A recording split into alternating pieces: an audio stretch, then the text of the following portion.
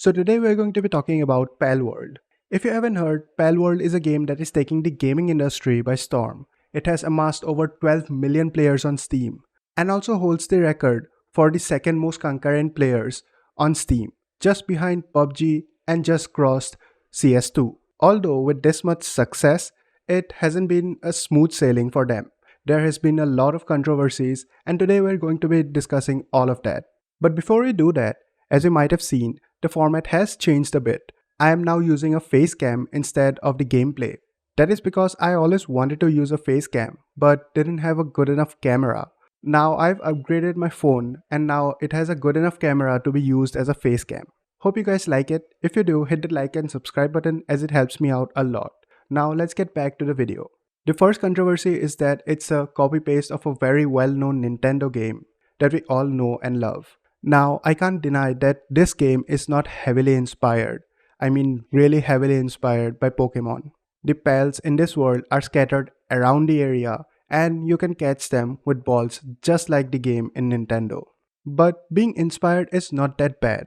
Let's take an example that was given by a Riot developer. Let's talk about Street Fighter.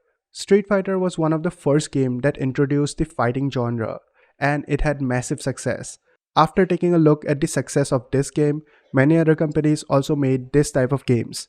Tekken and Mortal Kombat were one of the few that were very popular. They were heavily inspired by Street Fighter, but had also done some innovative stuff on top of that. Like the fatality system in Mortal Kombat was very new and very fresh.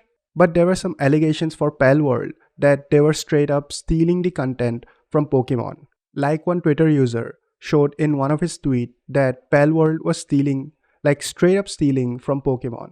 This made a lot of people angry at the game and the developers, saying that this should not happen and Nintendo should sue them.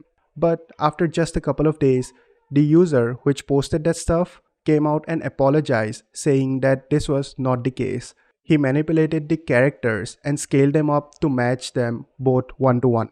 He said that he did that because Palworld was pro animal abuse. But isn't Pokemon just that? We capture them, keep them in captivity, and use them to fight against each other. Anyway, this controversy ended up as being one of the speculations that were not even true. There is no proof or evidence that Palworld is stealing from Pokemon or any other game for that matter. All we can say is that it is heavily inspired by the Nintendo game. And also, if you are talking about inspiration, even Genshin Impact has lot of inspiration taken from Zelda Breath of the Wild. So having inspiration is not a bad thing. Now we come to the second controversy, which is AI. Yeah, AI, the bane of all existence. AI is stealing jobs left and right, and me being a software engineer knows all about it. In our industry, everyone is fearing the rise of AI as because it can now write code that is good enough for some small companies. But till now, it's not dynamic enough to be incorporated in every complex situation. So for now, we have our jobs in safe hands. But still, the rise of AI might take over all of our jobs. The game industry, however, is in a creative field, and most of the artworks and stuff can be done by AI. It's replacing human jobs and taking over the industry by storm. That's why people are really angry at the use of AI in gaming industry and even in any industry for that matter. Now, people are stating that AI is being heavily used in Palworld and is replacing the jobs in the company. But there is one thing. None of them have concrete proof that AI is being used in Palworld. All of them are saying that because the lead director has said publicly that AI is really good and he does like using AI in most of his stuff. Everyone is saying that they have a gut feeling that AI is being used in Palworld, but there are no concrete evidences, so we can't say for sure. So these were the top controversies surrounding the game Palworld. The one thing to take away is that there is no concrete evidences of these controversies being right.